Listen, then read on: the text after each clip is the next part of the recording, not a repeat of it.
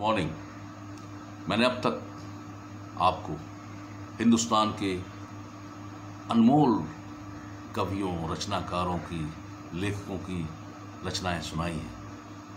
आज एक रचना मैं आपको सुनाना चाहता हूं जो मुझे व्यक्तिगत बहुत पसंद है। ये रचना हमारे भारत के ही अद्भुत व्यक्ति धूमिल साहब की है, मोची राम। मैं आपके साथ बांटना चाहता हूँ। कमाल रचना है, आइए आनंद लेते हैं।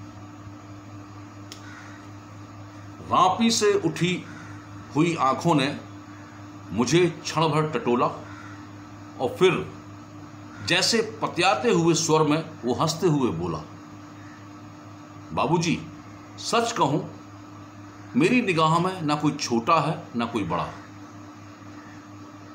मेरे लिए हर आदमी एक जोड़ी जूता है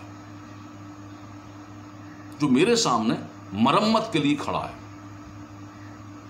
और असल बात तो यह है कि वो चाहे जो हो, जैसा है, जहां कहीं है, आजकल कोई आदमी जूते की नाप से बाहर नहीं है।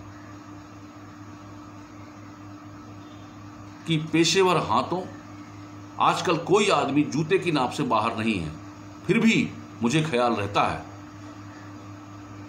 कि पेशेवर हाथों और फटे हुए जूतों के बीच कहीं ना कहीं एक आदमी है जिस पर टांके पड़ते हैं, जो जूतों से झांकती हुई अंगुली की चोट को छाती पर हथौड़े की तरह सहता है।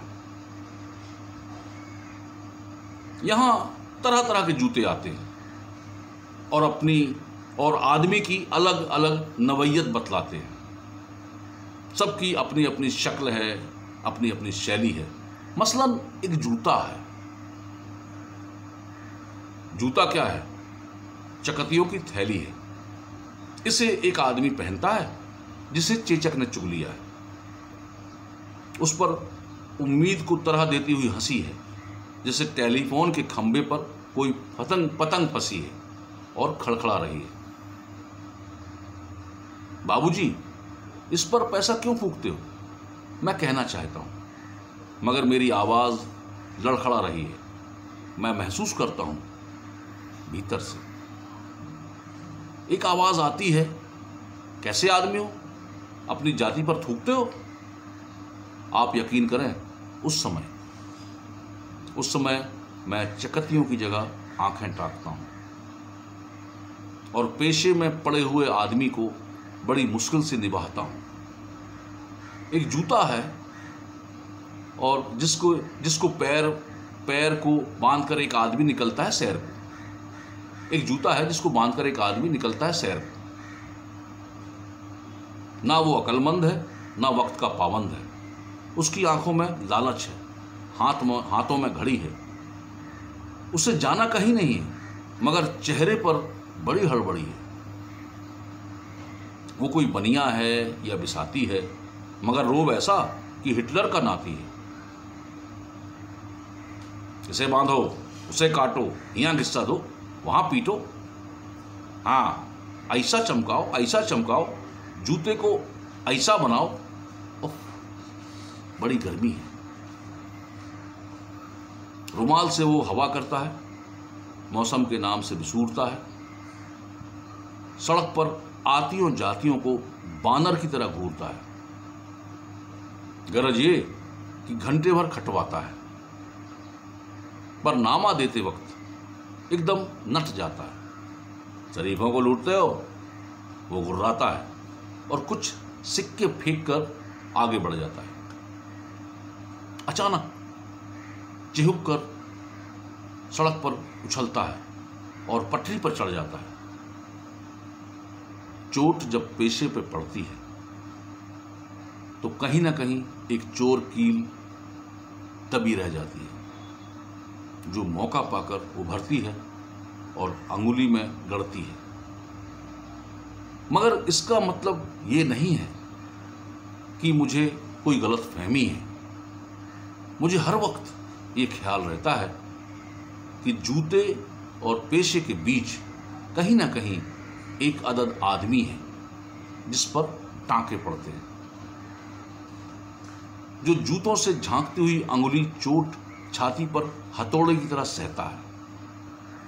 और बाबूजी, असल बात तो ये है कि जिंदा रहने के पीछे अगर सही तर्क नहीं है तो रामनामी बेचकर या रंडियों की दलाली करके रोजी कमाने में कोई फर्क नहीं है। जिंदा रहने के पीछे अगर सही तर्क नहीं है तो रामनामी बेचकर या रंडियों की दलाली करने में, रोजी कमाने में कोई फर्क नहीं है। और यही वो जगह है जहां हर आदमी अपने पेशे से छूटकर भीड़ का एक टमटमाता हुआ हिस्सा बन जाता है।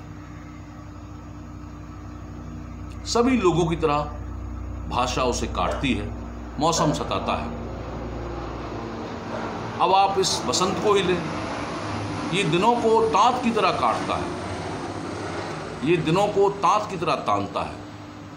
पेड़ों पर लाल लाल पत्तों के हजारों सुख्तल्ले धूप में सींचने के लिए लटकाता है।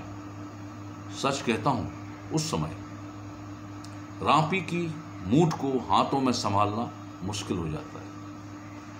आंख कहीं जाती है, हाथ कहीं जाता है। काम पर आने से बार बार दिल इनकार करता है। लगता है कि चमड़े के शराफत के पीछे कोई जंगल है जो आदमी पर पेड़ से वार करता है। और मैं चौंकने की नहीं, सोचने की बात कर रहा हूं। अगर जो जिंदगी की किताब से नापता है वो असलियत और अनुभव के बीच खून के किसी कमजात मौके पर कायर है, वो बड़ी आसानी से कह सकता है कि यार तू मोची नहीं, शायर है। असल में वो एक दिलचस्प गलतफहमी का शिकार है।